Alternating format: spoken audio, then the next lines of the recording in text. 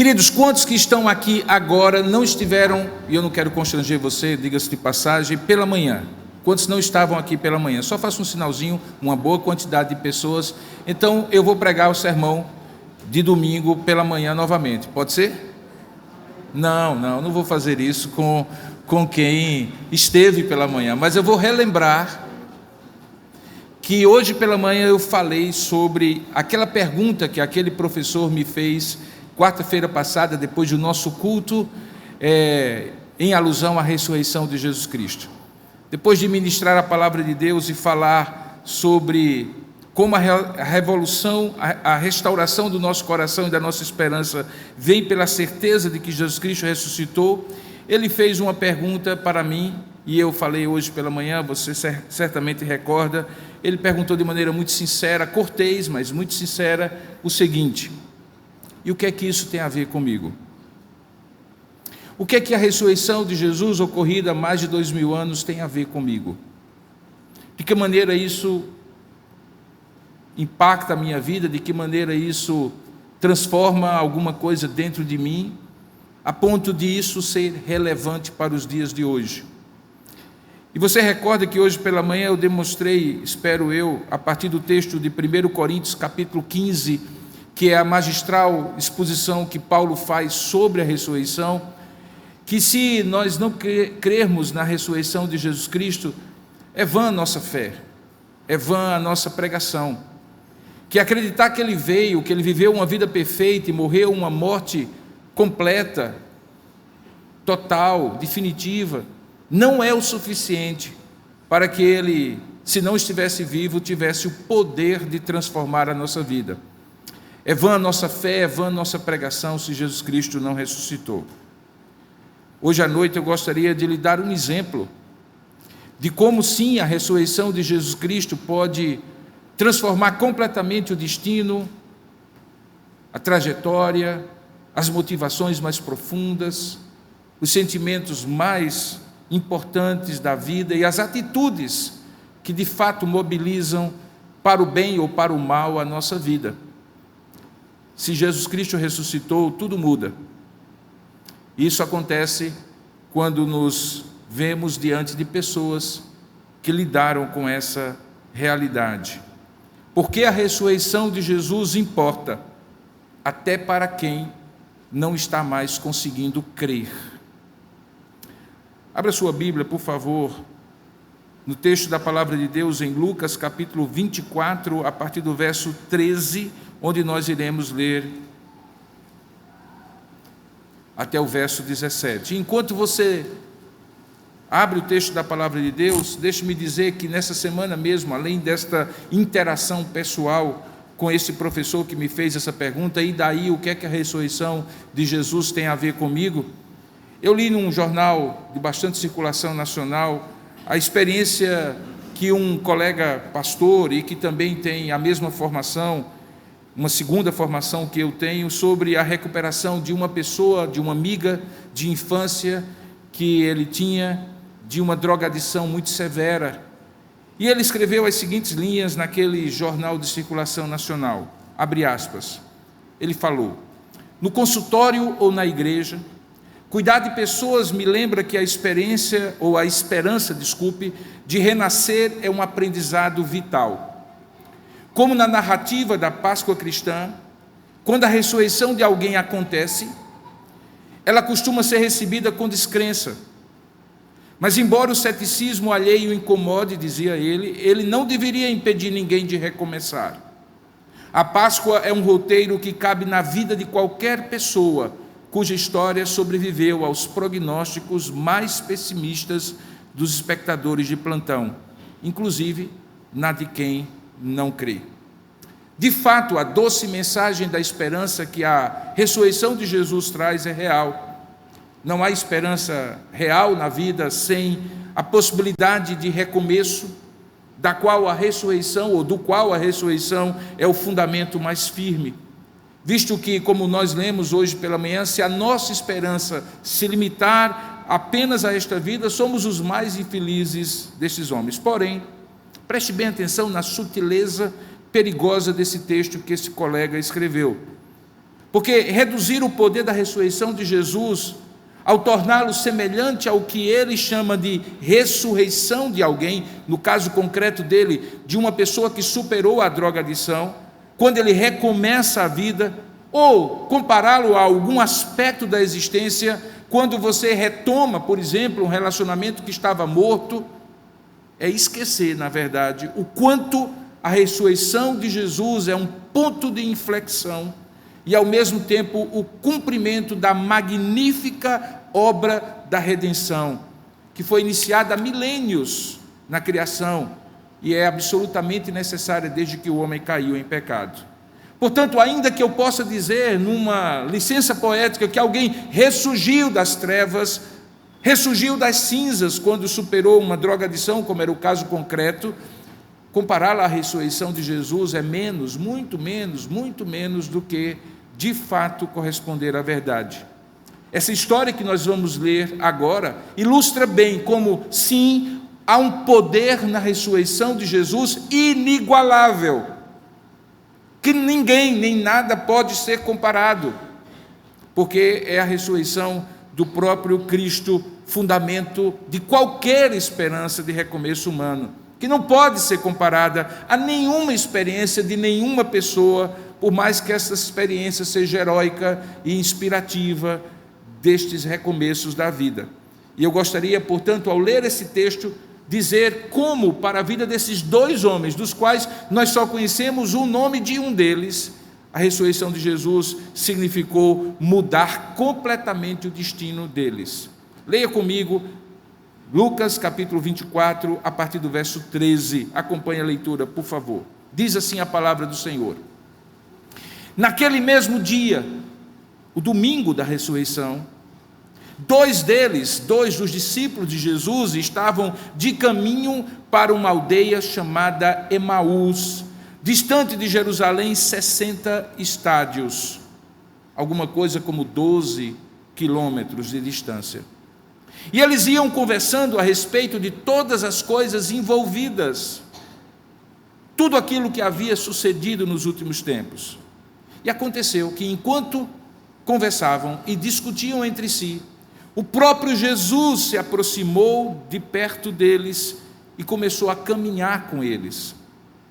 Os seus olhos, os olhos daqueles dois discípulos, porém, estavam como que impedidos de o reconhecer.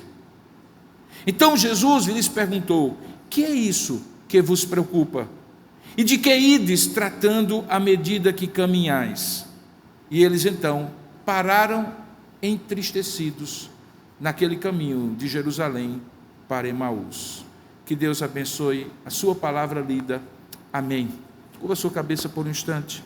Ó Deus, pedimos que esta mesma palavra, que inspirada pelo Teu Espírito acabou de ser lida, possa ser poderosamente iluminada no nosso coração e o nosso entendimento seja aberto para ouvir a mensagem que por meio dela o Senhor separou neste domingo em que relembramos o poder da ressurreição do nosso Senhor Jesus Cristo de maneira tão especial. Sabemos que todas as vezes em que estamos no dia do Senhor na Tua presença e relembramos que não adoramos a um Deus morto, mas ao Deus vivo, nós celebramos a ressurreição. Mas hoje, de maneira muito particular, aproveitando esse calendário, ó Deus, que muitas vezes nos marca os tempos e as épocas da existência, nós rogamos que, por Tua graça e misericórdia, o Senhor nos relembre a força e o poder desta ressurreição única e singular, que significou a nossa vida, a nossa liberdade, a nossa salvação. Oramos assim, Pai, para que ao final Teu nome seja glorificado e todos nós saiamos daqui abençoados por Ti. É o que nós oramos e Te agradecemos, em nome e para a glória do Senhor. Amém. Esse texto começa dizendo naquele mesmo dia. Refere-se ao domingo da ressurreição, e aqueles dois discípulos, frustrados e decepcionados com a morte de Jesus, estavam voltando de Jerusalém para uma pequena cidade de Emaús. Essa coreografia de sair de Jerusalém para Emaús, que era uma espécie de cidade dormitório, para que quando houvesse as grandes festas em Jerusalém, as pessoas pudessem repousar, Você encontra Betânia, um exemplo, Emaús, outro. É muito significativa. Os espaços, às vezes, delimitam as nossas emoções. Eles, talvez, da semana que passara, talvez na entrada triunfal de Jesus, sobre a qual eu preguei domingo passado, tinham saído de Emaús para Jerusalém. Sair de Emaús para Jerusalém representava um movimento de esperança, de que aquele nazareno que pregava o evangelho, de que o reino de Deus está próximo e veio nele, que operava milagres, sinais e prodígios e pregava a salvação nele, pudesse enfim ser coroado o grande Messias de Israel, naquela festa que sem dúvida alguma era a festa da libertação, a Páscoa, o passar por cima, como originalmente significou. E talvez junto com outros tantos milhares, eles saíram de suas casas num movimento de esperança, de confiança, de que então Jesus seria reconhecido pelo Sinédrio, pelas grandes autoridades religiosas, pelo poder romano invasor e opressivo, como o verdadeiro rei de Israel. Talvez essa era a esperança não apenas deles, mas de muitos que saíram de suas pequenas cidades ao redor de Jerusalém. Era a esperança dos seus pais, dos pais dos seus pais, e de gerações antes deles, porque era a libertação que eles tanto esperavam. Agora eles faziam um caminho ao contrário. Depois de tudo que havia acontecido, eles saíam de Jerusalém para Emaús. Eles voltavam para o lugar do cotidiano duro, difícil, da desesperança, da desilusão, daquelas coisas que cotidianamente nós temos que fazer, muitas vezes sem perspectiva e sem horizonte de mudança. Claramente, como nós vamos ver nesta mensagem, nos textos seguintes, eles estavam desanimados, e diz o texto que a conversa deles girava, como ele mesmo colocou aí, nas ocorrências desses últimos dias. Eles devem ter lembrado de como Jesus entrou no templo, pregou o evangelho ali, mas foi imediatamente julgado por romanos e judeus, crucificado, e parecer agora que toda a esperança deles havia esvaído. Quando de repente, inesperadamente, alguém se aproxima deles. O texto diz que é Jesus já ressuscitado, mas eles não o reconhecem. Segundo Lucas, porque os seus olhos, veja aí no verso 16, estavam como que impedidos de o reconhecer. Lucas não explica o que é que os impedia de reconhecer. Nós podemos conjecturar. As emoções fortes muitas vezes nos fazem não ver o óbvio. Mas é possível que Jesus, que havia convivido com eles 3 anos, talvez um pouco mais, estivesse com algum tipo de aparência diferente, nós não sabemos. Eu particularmente acho que era o coração deles que os impedia de ver. Era a desilusão, a tristeza, o medo, o descrédito. Sabe aquela coisa quando você espera muito algo muito importante que pode mudar a sua vida e de repente não acontece e você então se abate? Os seus pensamentos e emoções são introvertidas e você começa a pensar, não vale mais a pena, talvez fosse isso. Os seus olhos estavam como que impedidos de o reconhecer. Eles então passam a explicar àquele companheiro anônimo de caminhada que aquilo que eles vinham conversando era o que havia acontecido, e eles são explícitos. Veja no verso 19, que diz o texto que eles haviam comentado com Jesus sobre o que tinha acontecido ao Nazareno, que era varão profeta, poderoso em obras e palavras diante de Deus e diante de todo o povo. E como os principais sacerdotes e as nossas autoridades, disseram eles, o entregaram Jesus para ser condenado à morte e o crucificaram. Veja a ironia desse momento, eles estavam contando a Jesus, que eles não reconheciam, o que havia acontecido com Jesus. E eles contavam a Jesus o que havia acontecido com Jesus de uma perspectiva completamente diferente da que Jesus contaria a eles, como de fato acabou contando nos dias seguintes, ou melhor, nos momentos seguintes. Para eles era a contagem de uma desilusão, a contação de fatos que eles não davam conta de entender, de compreender, de aceitar.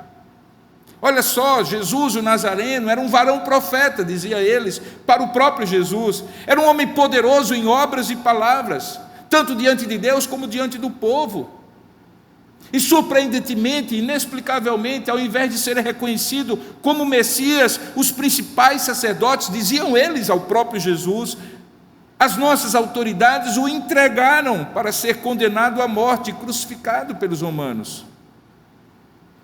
Perceba que a perspectiva deles era uma perspectiva de um fato consumado. Acabou-se. Não tem mais esperança. Nós esperávamos, não esperamos mais.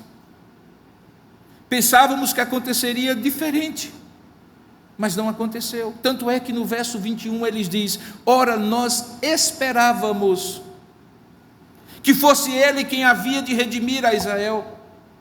Mas depois de tudo isso que eles acabaram de contar ao próprio Jesus, já é este o terceiro dia desde que tais coisas sucederam, e nada, absolutamente nada aconteceu. Percebam que havia uma nota profunda, de profunda decepção com a morte de Jesus. Parecia ser o sepultamento de toda a esperança de redenção que eles tinham tanto desejado. E é nessa hora que, depois de ouvir tudo isso, Jesus toma duas atitudes que são respondidas por uma atitude deles e que muda completamente o cenário. Eu posso reduzir a essas três atitudes, duas deles e uma de Jesus em resposta, com três expressões que eu gostaria que você marcasse na sua memória.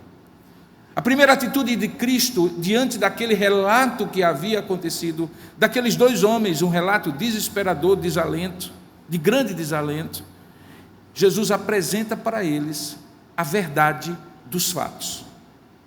Curioso, não é? Jesus não começa a consolar primeiramente, a animá-los primeiramente, porque talvez fosse uma versão emocional se contrapondo à outra versão emocional. Talvez fosse simplesmente um tapinha nas costas dizendo assim: não, se animem, não. Antes de dizer se animem, Jesus disse: deixe-me falar dos fatos que vocês estão esquecendo. Dos fatos que talvez vocês saibam, mas não estão entendendo como é importante. E Jesus começa a partir do verso 22, inicialmente eles próprios reconhecem e depois Jesus significa o que eles reconhecem. Veja no verso 22, eles dizem a Jesus, depois de relatar o seu desespero, o seguinte: é verdade. Continuaram eles dizendo a Jesus: é verdade também, é verdade também.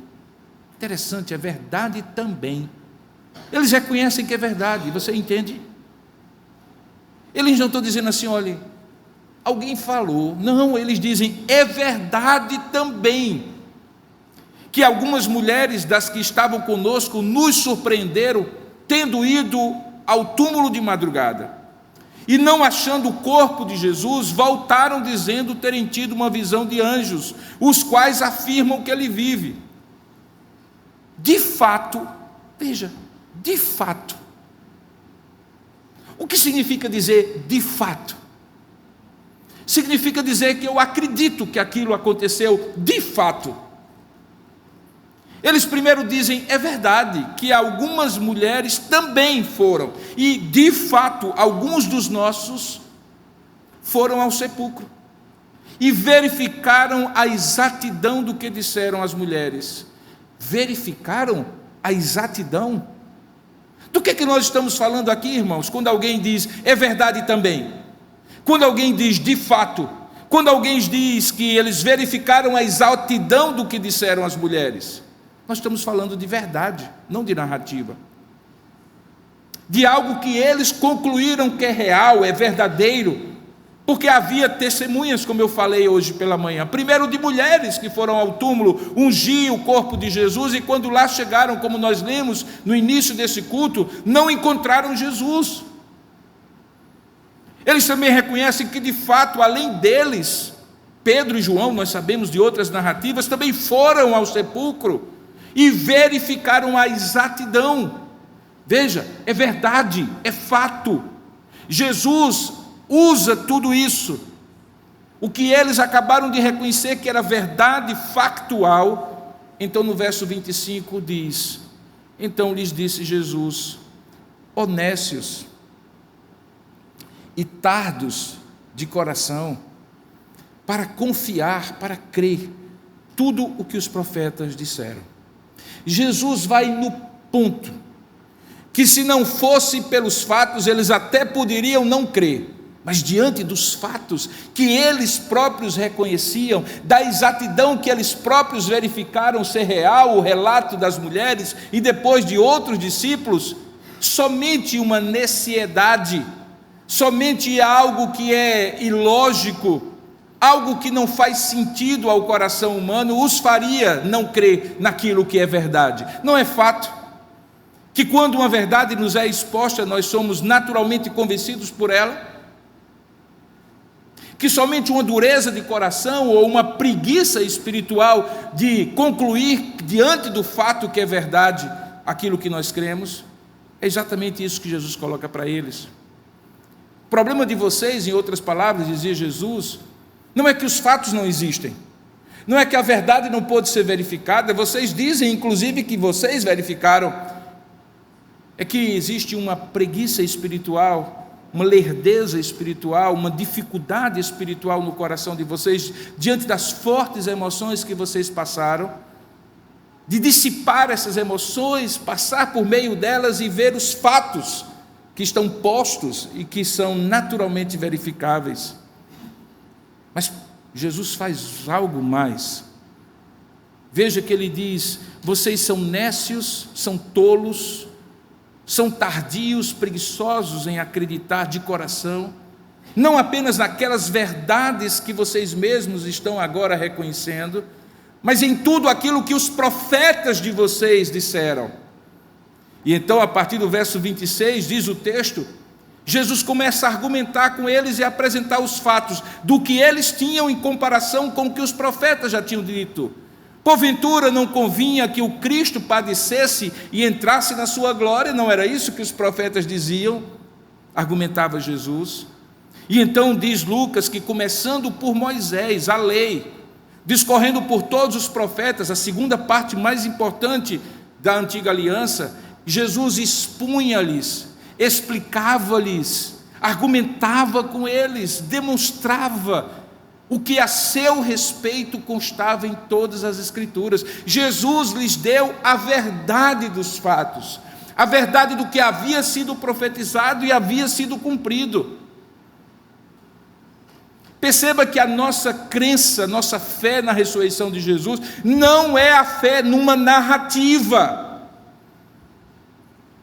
não é uma fé em algo que alguém creu e foi passando, e aí a gente acredita nisso, e se alguém nos perguntar, por que você acredita nisso? Não, porque alguém me falou, e é uma história bonita, tocante. Não, Jesus deixa claro, tudo o que aconteceu comigo, estava previsto, profetizado pelos profetas, eles tinham dito que o Cristo padeceria e entraria na sua glória, e Jesus, como um pregador a dois únicos ouvintes, começa por Moisés discorrer por todos os profetas, expondo o que a seu respeito constava nas Escrituras. Há um livro que eu recomendo todas as vezes que eu falo sobre a ressurreição de Jesus, que na verdade recentemente foi publicado em 2 volumes. Chama-se Evidências acerca da ressurreição, ou a favor da ressurreição, salvo engano, de um escritor já falecido, que durante muito tempo foi cético, descrente, professor universitário chamado Josh McDowell. E nesse livro ele demonstra todos os argumentos, de maneira cabal, histórica, cronológica, arqueológica, científica, mesmo que nada disso fosse necessário, que Jesus de fato ressuscitou, como os relatos bíblicos. Se você tiver a oportunidade, vale a pena você ler. O que Jesus estava fazendo é aquilo que depois Josh McDowell fez. Ele estava evidenciando a verdade dos fatos. E é importante que a sua fé esteja evidenciada na verdade dos fatos, e não numa narrativa. Porque se a sua fé estiver apenas numa narrativa, em algum momento ela pode ser contraposta com outras narrativas, e numa época como a de hoje, em que a verdade já morreu, dizem alguns, e que nós vivemos o tempo da pós-verdade, uma narrativa contra a outra, é simplesmente resultado zero. Se você não tiver certeza daquilo que você crê, e não tiver convicção dos fatos que embasam a ressurreição de Jesus, é possível que em algum momento isso vire mito no seu coração, história de carochinha, e por isso é perigoso. Jesus sabia, no entanto, que isso poderia ancorar aquelas emoções difusas, conflitantes no coração deles com verdade dos fatos. Olha, tem uma coisa que é importante que você saiba: quando a vida estiver confusa, medo, tristeza, decepção, desilusão estiverem povoando o seu coração, chame à sua mente o que é verdade, porque só existe algo que pode dissipar emoções conflitantes na alma, é a verdade dos fatos. Porque se você se deixar engolfar por tantos sentimentos que naquele momento, seja ele qual for, você está sentindo, é muito provável que você entre no redemoinho emocional e mentalmente você fique confuso, levado pelas emoções. E emoções são como o vento, ora soa e sopra forte, ora soa e sopra noutra direção, tão forte quanto a primeira. A nossa fé, portanto, não é baseada em emoções, em sentimentos. Como é bonito ouvir o coral, como é bonito ouvir as crianças, como eu me emociono, olha só como eu me emociono quando falo sobre Jesus. Amém, tudo bem. Mas para além da sua reação epidérmica, é preciso que no seu coração você tenha convicções, e Jesus deu os fatos para que eles tivessem convicções. Mas Jesus não fez somente isso. Diz o texto, a partir do verso 28, que eles estavam começando a se aproximar da aldeia para onde eles iam. E então Jesus fez menção de passar adiante. Aparentemente a obra de Jesus ali já havia se concluído. Ele tinha dado os fatos, ele tinha argumentado, mostrado o que os profetas falaram, e portanto já tinha suficiente material para eles lidarem.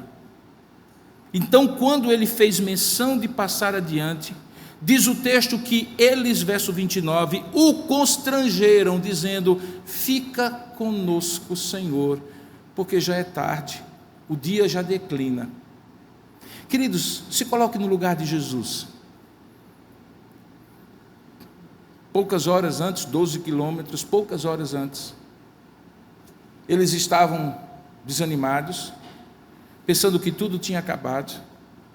Jesus se aproxima de maneira anônima, até agora anônimo ele está, e assim permanece. Argumenta com eles e demonstra fatos. Todos os elementos convencedores, convincentes que eles precisavam foi colocado na mente deles. Mas agora eles dizem assim: Senhor, fica conosco, porque a noite já declina, o dia já declina, já é tarde e a noite está chegando. Eu fico pensando no seguinte: eles pediram para Jesus ficar porque eles acharam que Jesus precisava deles, ou eles pediram para Jesus ficar porque eles precisavam de Jesus? O que é que você acha?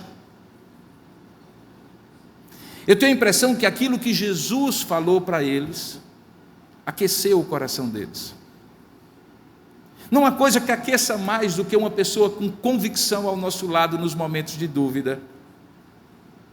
Não há coisa que aqueça mais o coração do que uma pessoa convicta, que nos ajude como um suporte no momento da nossa descrença. Por isso que eles não deixaram Jesus. O texto diz que eles o constrangeram. A terminologia aqui originalmente significa que eles quase que seguraram Jesus, disseram: não vai não, Jesus, fica aqui conosco, o dia já declina. Jesus então lhes deu, além da verdade dos fatos, algo que é absolutamente estruturante quando você passa lutas de descrença, desilusão e desespero. Jesus lhes deu a proximidade consoladora dele. O texto diz que Jesus entrou para ficar com eles. E como seria costume, e de fato aconteceu, no verso 30 diz que eles foram tomar a última ceia, a última refeição do dia. E aconteceu que quando eles estavam à mesa, tomando ele o pão, abençoou e tendo-o partido, lhes deu. Aquele gesto foi sintomático, foi denunciador. Talvez eles viram na coreografia das mãos de Jesus, do jeito de partir o pão, na maneira como ele se posicionou com eles, outras tantas Páscoas e refeições que talvez eles tiveram a oportunidade de conviver com Jesus. Ele estava ali novamente perto, e diz o texto que então, no verso 31, os seus olhos se abriram e eles o reconheceram. E reconheceram porque Jesus parou e ficou com eles. Lhes deu a proximidade consoladora, suficiente, pelo tempo bastante, deles terem o seu coração novamente aquecido. Primeiro, pelos fatos que alimentaram a mente, e segundo, pela proximidade que aqueceu as emoções. Jesus faz assim. Aqui estou eu tentando usar as melhores palavras, as melhores formas de expressar para você a verdade daquilo que é crido sobre a ressurreição de Jesus. Mas se o Espírito Santo que está aqui nesse lugar não se aproximar de maneira consoladora de você, o meu argumento será, e tão somente será, um discurso, talvez bem concatenado, que você eventualmente compreenda a sequência causal, os argumentos que eu estou usando, mas se eu apenas lhe der os fatos, e Jesus não se aproximar do seu coração, a ressurreição será apenas um item qualquer, de uma crença qualquer, sem nenhum poder ou impacto sobre a sua vida. Mas crendo que pela palavra vem a fé na presença consoladora do Espírito Santo, também é possível que nesta noite os seus olhos sejam abertos, e você sinta que aquele anônimo que nem sempre aparece na sua vida, nas suas caminhadas de Jerusalém, o lugar da esperança, para Emaús, o lugar do desespero, que ele estando com você, todas as dúvidas, claudicantes dúvidas que você tem, podem ser dissipadas pela sua presença e proximidade consoladora. Coisa que eu não posso fazer, que nenhum homem pode fazer, e basta que ele seja convidado por você, dizendo assim: fica comigo, Senhor, a noite já declina, e ele ficará. E aí a coisa muda de figura. Ele ficou o tempo suficiente para que isso aconteça. No verso 31 diz que ele desapareceu da presença dele, e então eles se entreolharam, e agora diziam coisas diferentes do início da caminhada. Eles começaram a dizer assim: porventura não nos ardia o coração quando ele pelo caminho nos falava, quando nos expunha as Escrituras? Perceba que já estava acontecendo uma obra de Deus enquanto Jesus estava dando a verdade dos fatos. Não é que primeiro Jesus deu a verdade dos fatos e depois aqueceu o coração deles. Jesus estava aquecendo o coração deles na caminhada, quando ele expunha as Escrituras e lhe dava as verdades dos fatos. E enquanto ele fazia isso, Deus trabalhava na mente e no coração deles, a ponto deles dizerem assim: rapaz, agora eu estou entendendo, o meu coração estava ardendo enquanto ele falava, e eu não entendia o que ele estava fazendo dentro de mim, quando expunha aqueles fatos. Mas agora, olhando retroativamente, ardia o nosso coração quando ele pelo caminho nos falava, quando nos expunha as Escrituras. Não é assim que acontece conosco. Nós temos uma capacidade de, na nossa lerdeza de alma, não conseguimos, no momento preciso em que as coisas estão acontecendo, perceber o que Deus está fazendo conosco, de como Ele está lidando com as nossas emoções, requalificando, recalibrando o nosso olhar, o nosso coração na direção do que devemos sentir, do que devemos crer, do que nós devemos acreditar. E frequentemente, quando olhamos para trás, dizemos assim: agora eu estou entendendo o que Deus fez. Agora eu estou entendendo que naquele caminho do meu Emaús, Deus estava passando comigo. E aquilo que eu estava sentindo não era emoção, era o agir de Deus na minha vida, no meu coração. Não tem problema, sabe? Todos nós somos tardios e nécios de crer nas coisas de Deus. Esses dois apóstolos, ou melhor dizendo, esses dois discípulos, são uma espécie de símbolo do que nós somos. Na nossa caminhada, frequentemente nós focamos mais na circunstância e dizemos: acabou, não tem jeito. Saímos da nossa Jerusalém cheia de esperança para a nossa Emaús cheia de desespero. E mesmo quando Jesus anonimamente está ali junto de nós, conversando e nos dando verdade, nos lembrando do que Deus já fez na nossa vida e de como isso está relacionado com todo o propósito de Deus para a existência humana, nós ainda assim esperamos que no momento de proximidade maior de Deus, no partir do pão, na comunhão, no estar ao redor da mesa, os nossos olhos sejam abertos, e aí sim, olhamos para trás e então dizemos assim: bem que eu estava sentindo algo diferente. Não tem problema. Deus sabe lidar com essas coisas. Ele não tem expectativa que um coração pecaminoso como o meu e o seu seja tão apto, tão rápido e lépido para crer naquilo que Ele fala. Por isso que frequentemente Ele diz assim: não temais. Por isso que frequentemente Ele diz assim: confiem. Por isso que frequentemente Ele aparece, inclusive no domingo da ressurreição e nos dias seguintes, dizendo: Pai seja convosco. Porque Ele sabe que haverá um delay entre os fatos que nos são apresentados e as emoções e convicções que devem acompanhar esses fatos, e que nesta demora, neste intervalo, haverá uma obra do Espírito Santo nos fazendo entender aquilo que deveríamos entender desde o começo, mas temos dificuldades de crer. Mas nem por isso Deus desiste de nós. Ele senta à mesa, Ele parte o pão e Ele se revela para nós. Diante destas duas atitudes, acontece uma mudança assim imediata na vida daqueles homens. Veja o que é que diz o verso 33. Veja a expressão adverbial de tempo: e na mesma hora. Poderíamos substituir e imediatamente, ou mais rápido do que imediatamente. O que é que aconteceu? Eles levantaram-se da mesa e eles fizeram uns 180 graus de mudança. Se eles antes estavam saindo de Jerusalém para Emaús, agora eles se voltam, e eles já estavam em Emaús, o lugar do desespero, e voltam para Jerusalém, o lugar da esperança renovada. Diz o texto que na mesma hora, levantando-se, voltaram para Jerusalém, mais 12 quilômetros de volta. Mas o que são 24 quilômetros para reencontrar a fé, né? O que é que são 24 quilômetros para reencontrar o ânimo?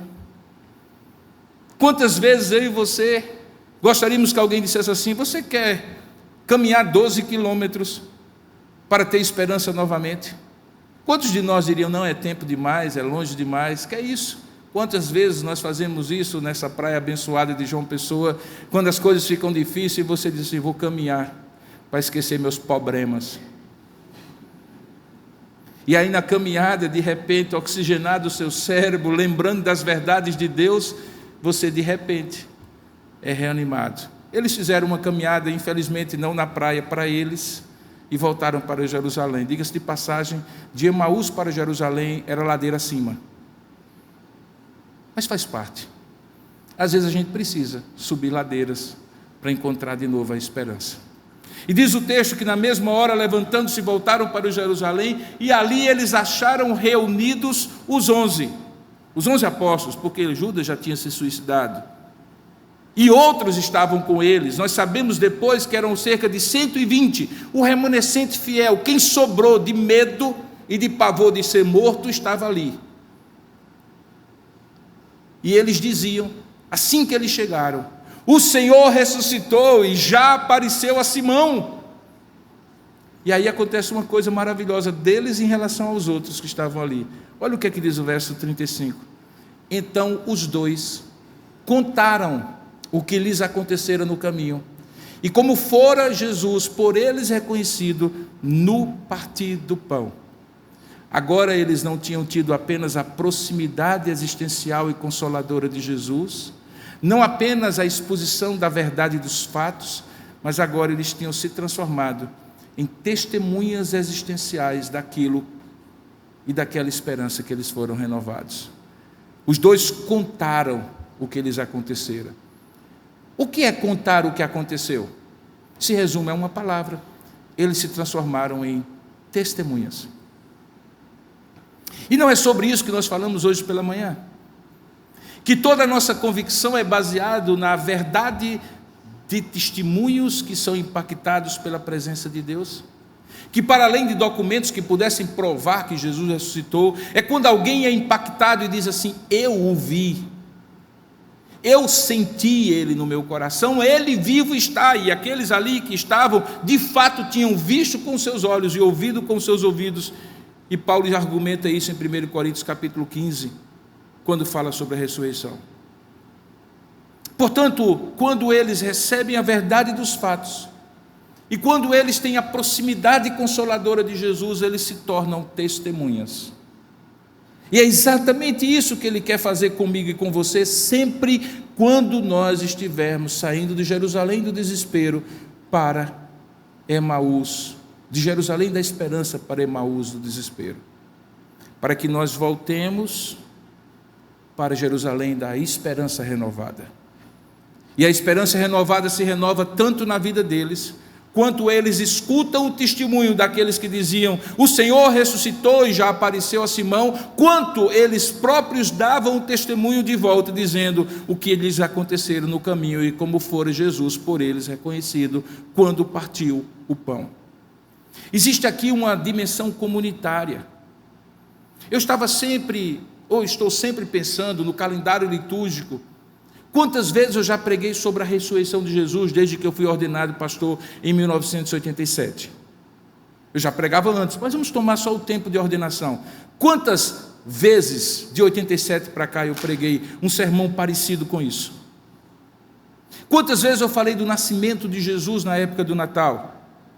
Da renovação da nossa esperança próximo do início de um novo ano? Das convicções da nossa fé perto do dia da reforma?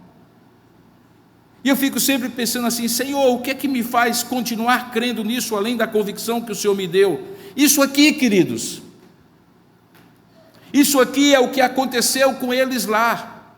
Você saiu da sua casa, da sua Emaús, eu sei lá como é que foi sua semana, talvez não tenha sido tão fácil. Na verdade, talvez o último mês não tenha sido tão fácil. As circunstâncias da sua vida, da sua família, dos seus negócios, da sua vida profissional, parece ser um desespero completo e uma ausência absoluta de esperança.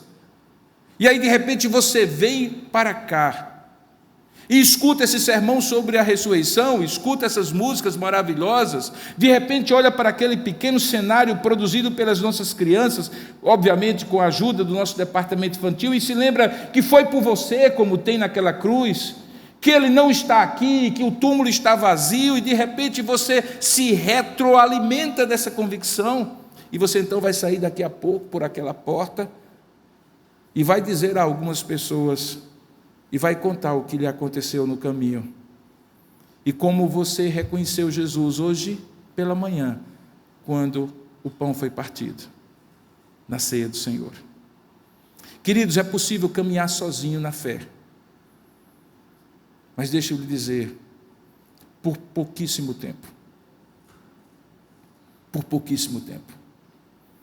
Enquanto aqueles homens estavam sozinhos, as emoções deles levaram eles de Jerusalém para Emaús. Quando Jesus se aproximou deles, Jesus os resgatou de Emaús para Jerusalém. E quando eles encontraram em Jerusalém de novo a comunidade da fé, aquilo que eles criam se fortaleceu mais ainda, porque enquanto estamos juntos, o que eu testemunho para você e o que você testemunha para mim, alimenta a sua alma e alimenta a minha alma. É por isso que existe igreja. Igreja existe para que a gente deposite aos pés do Senhor, de todos nós, do Pai que nos reúne como filhos e filhas, nossos desesperos, angústias e tristezas. E para que a convivência nessas 2 horas de culto ou em outros momentos durante a semana, gente nos encoraje e a gente encoraje gente.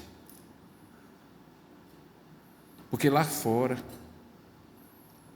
só tem um caminho sozinho, no máximo com um, e ambos desesperados, sem esperança. podemos concluir em termos, portanto, do impacto que aquele encontro teve sobre aqueles dois homens desesperados, angustiados e desiludidos? O que nós podemos então concluir? Para você hoje, assim como para eles aconteceu, para você hoje, deixe-me dar 3 coisas para você. A primeira delas, assim como Jesus fez com esses homens, Ele quer que você encare a realidade, por mais desafiadora e desanimadora que seja. Que apesar desta realidade, existe um fato histórico, que a morte morreu na morte e ressurreição de Jesus. É isso que Paulo diz quando diz: e tu, morte? Onde está a tua força? Onde está o teu aguilhão? Porque a morte morreu na morte de Jesus. E embora a realidade seja muito dura, os problemas lhe esperem logo depois do feriado, apesar disso, porque Cristo ressuscitou, a sua vida não se limita a essa existência, Deus intervém nela, e acima dela, e além dela, é que você pode ter esperança.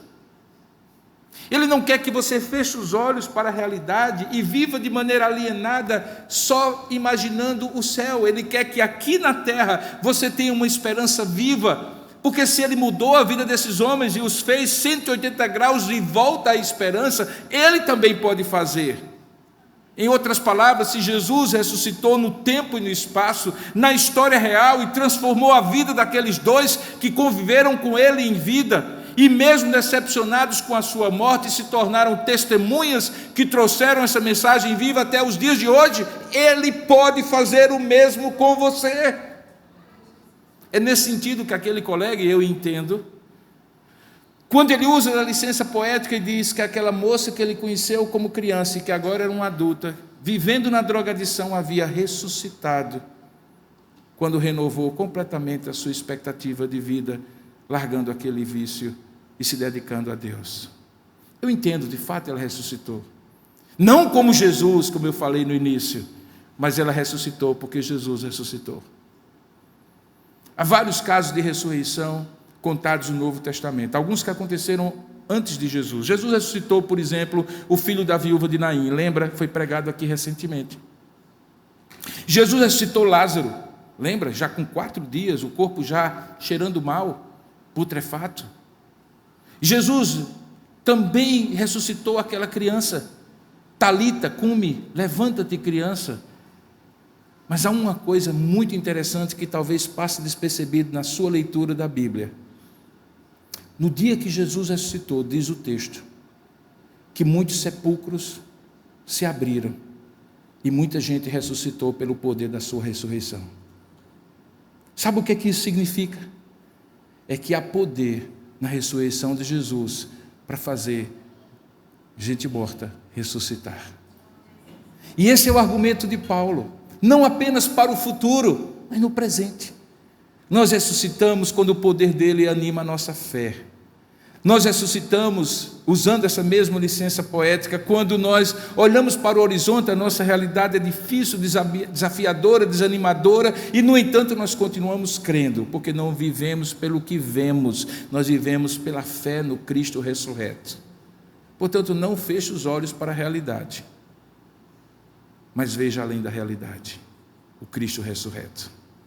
Segunda verdade que eu gostaria de desafiar é que, assim como aqueles homens que tiveram seu coração progressivamente aquecidos, quando no caminho Jesus lhes punha esta realidade e esta verdade, humilhe-se assim como eles se humilharam diante de Deus e peça que Ele seja sua companhia íntima em seu cotidiano. Fica conosco, Senhor, já é tarde. Querido, deixa eu lhe dizer uma coisa. Haverá momentos, e já não houve, e que não vai ter ninguém ao seu lado. E mesmo aqueles que estiverem ao seu lado, talvez sejam instrumentos de mais desânimo do que de esperança. Mas haverá um que disse um dia aos seus discípulos e diz a você hoje: eu não vos deixarei órfãos. Eu vou para o Pai, eu vou preparar-vos lugar. E quando esse lugar estiver preparado, vós estareis comigo e com o Pai. E enquanto isso, eu enviarei para vós o outro Consolador, o Espírito Santo. Ele vos fará lembrar de todas as coisas que eu vos tenho ensinado e vos guiará a toda a verdade. Ele estará convosco e em vós, para que nunca lhes falte a proximidade consoladora. Ah, queridos, há vales na vida em que a gente se sente absolutamente só, mas não se nós nos humilharmos diante de Deus e pedirmos: Senhor, fica conosco. Está frio, o dia já declina, não tem ninguém comigo, a realidade é muito desafiadora, dura e desanimadora, fica conosco. A proximidade consoladora que faz aquecer o coração daqueles dois homens numa estrada fria de desânimo, e que tornou uma refeição comum ao redor da mesa em um momento de profunda comunhão e revelação de quem Jesus é e do que Ele fez, e somente Ele tem poder de fazer. É a mesma proximidade consoladora que você pode ter cada minuto da sua vida se você simplesmente se humilhar, sair da sua autossuficiência, da sua autocomiseração e disser assim: Senhor, fica comigo, o dia já declina. Porque na escuridão da dúvida que esfria o coração, o calor da certeza de que Cristo vive aquece a alma, ilumina o caminho, mas só e somente só se você abrir a alma e disser: fica conosco, porque é tarde e o dia já declina. A gente só se sente sozinho quando a gente não percebe que o anônimo que está em nós e ao nosso redor é Jesus, é o seu Espírito. Quando as nossas emoções são mais pesadas do que a presença de Jesus conosco. Portanto, humilhe-se diante de Deus e diga assim: Senhor, fica conosco.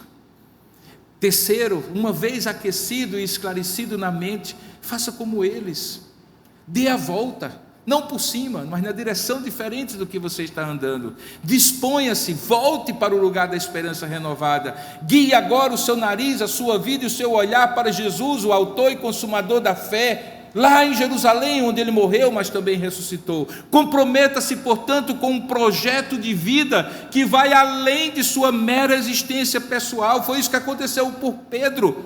Desesperado, achando que Jesus havia morto e não havia ressuscitado, ele pegou de volta as suas redes, olhou para os seus companheiros de apostolado e diz: vocês que fiquem aí, o último apague a luz, porque eu vou voltar a pescar. Acabou. E lá no mar da Galileia, onde ele havia pescado muitas vezes e sido bem sucedido, fracassado, Jesus se aproxima dele e diz assim: Pedro, tu me amas? E renovou nele o propósito maior da existência. Sabe por quê? Porque não existe fascinante projeto mais maravilhoso do que o projeto fascinante de seguir a Jesus. Aqueles homens entenderam isso.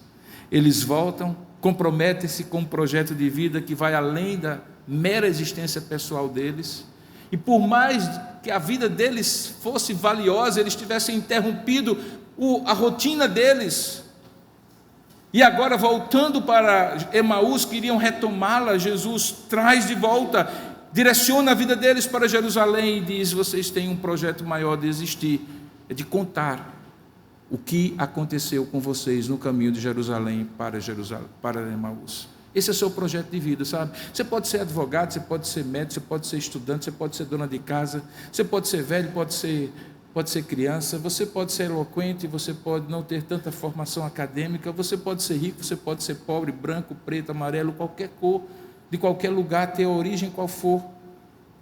Mas se você tiver a presença consoladora e animadora de Deus no seu caminho para Emaús, a verdade factual dos fatos, que traga para você a revelação de quem Jesus é e do que Ele tem como propósito na sua vida, você se volta para o mais fascinante projeto de vida, que é ser testemunha de Jesus. Do mesmo jeito que aqueles homens não conseguiram ir mais na mesma direção e no mesmo ritmo, entenda que há uma missão maior para a sua vida, é ser testemunha da ressurreição de Jesus, e é isso que alimenta a sua alma. Lembra daquele dia em que Jesus disse para alguns: quem quiser ganhar a sua vida, deve perdê-la por amor a mim? Ele não estava dizendo que você deve largar tudo na vida e virar pastor, como aconteceu comigo por um chamado específico. Ele quer dizer que onde você estiver, se você voltar para contar aos outros qual foi a experiência que você teve com Deus, todas as outras coisas passam a ter significado. E aí você será tudo que você foi chamado para ser, em função de ser testemunha de Jesus. Porque ser testemunha de Jesus alimenta a fé na ressurreição, que Ele está vivo. Na vida e em tudo na vida, uma decisão precisa ser tomada. Dedique a sua existência ao serviço de Deus e para a glória de Deus, e você verá o poder da ressurreição na sua vida. Que Deus o abençoe, que você saia daqui, se você estiver fugindo de Jerusalém, que você volte imediatamente para o lugar da esperança renascida, que você faça da vida com Deus e para a glória de Deus, do seu serviço com os dons, talentos que Deus lhe deu, a sua razão de existência, a sua missão maior. Que Deus o abençoe. Curva sua cabeça por um instante. Eu gostaria de orar por 2 tipos de pessoas que estão aqui.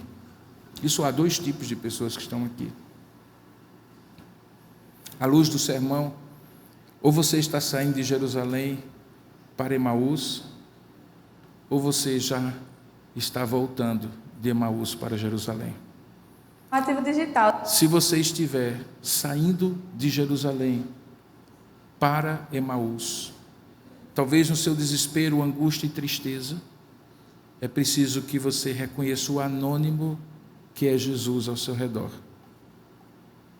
E você vai reconhecê-lo na medida que você lembrar dos fatos que você acredita e que foram expostos hoje. Na medida em que você se humilhar diante dele e disser: Senhor, fica conosco. As coisas em casa me tiram a paz. Eu não consigo ver solução nem esperança. Fica, Senhor, e tudo será diferente. Revela-te no partir do pão e eu te encontrarei. Faça isso. Não há vergonha em você se humilhar diante de Deus e dizer assim: fica comigo, Senhor. Eu gostaria de orar com você dessa maneira. Mas é possível que você já esteja no caminho de volta para Jerusalém. Lá você será, depois de 50 dias, como aqueles homens foram, cheio do Espírito Santo. E ouvirá de Deus: sereis cheios do Espírito Santo ao descer sobre vós, e sereis minhas testemunhas, tanto em Jerusalém, como em toda a Judeia, Samaria e até os confins da terra. Voltar para Jerusalém é se dispor a ser usado por Deus, pelo poder do Espírito, como testemunha do encontro com o Senhor. Seja vindo ou voltando, ore agora comigo. Ó Senhor Deus, nós rogamos agora, ó Deus, a Tua misericórdia e graça sobre nós, como fizemos no início dessa mensagem, reconhecendo que se não for pelo Teu Espírito que nos esclareça a mente, nos encoraje a alma, certamente, ó Deus, nenhum de nós aguentará as circunstâncias que corroem a nossa fé cotidianamente, os problemas que não conseguimos resolver, as expectativas que não conseguimos cumprir, as coisas que não conseguimos acreditar mais diante de desilusões e decepções e lutas e fracassos.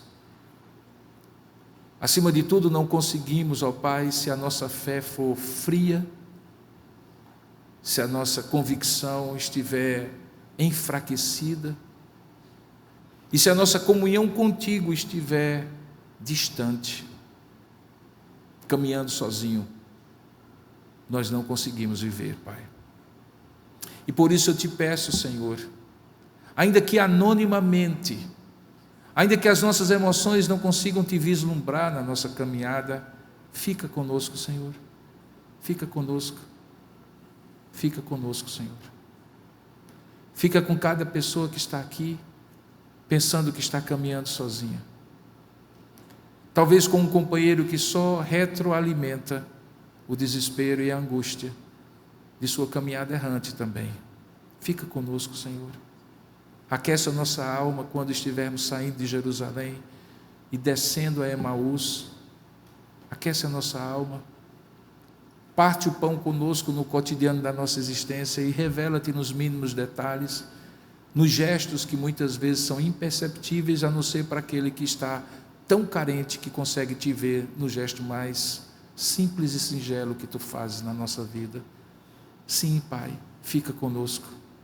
Renova a nossa fé, nos dá os fatos, nos faz relembrar a verdade, tudo aquilo que os profetas disseram e que Jesus cumpriu. Que a nossa fé não seja simplesmente um sentimento de que vai dar certo, mas seja pautada, ancorada naquilo que tu mesmo revelas na tua palavra. Fica conosco, Senhor. Nos dá, ó Deus, uma reviravolta, para que junto com outros que já estão nessa caminhada, nós possamos voltar para Jerusalém.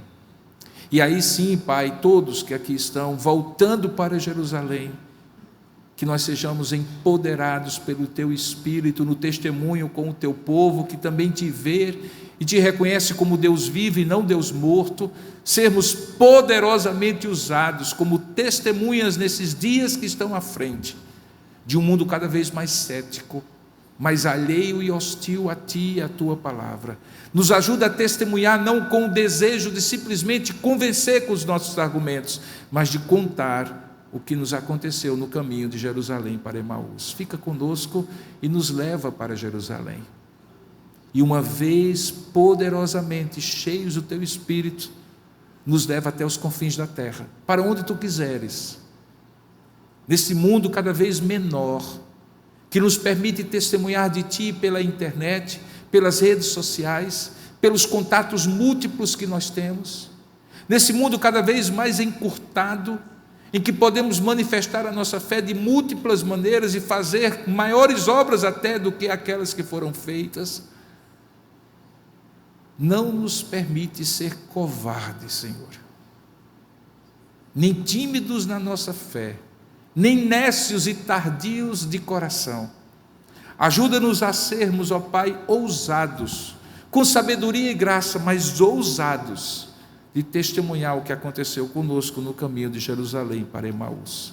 Usa, ó Deus, cada um de nós, no lugar onde trabalhamos, no lugar onde estudamos, no lugar onde vivemos, com as pessoas com quem convivemos. Usa-nos, ó Pai, com sabedoria e graça, com amor e poder, mas não nos deixa viver uma vida irrelevante de quem Te encontrou no caminho para Emaús e nada aconteceu aparentemente. Abençoa e empodera o Teu povo para sermos testemunhas da Tua ressurreição. É o que nós oramos em nome para a glória de Jesus. Amém, Senhor.